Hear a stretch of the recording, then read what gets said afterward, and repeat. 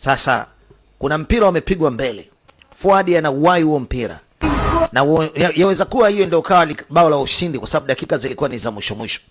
Mara TV inakata, lakini tunakuja moja kwa moja uwanjani kule ambako TV hamna, lakini live hii hapa. Bwana, kilichosababisha live ikakatika, kuna jambo moja la ajabu linatokea katikati ya uwanja.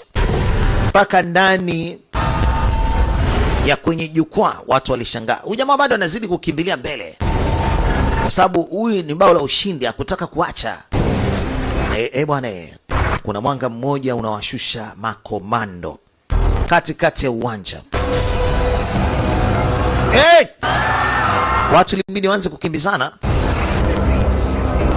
Bwana, sasa television ikaanza kuonyesha tena kinachotokea uwanjani.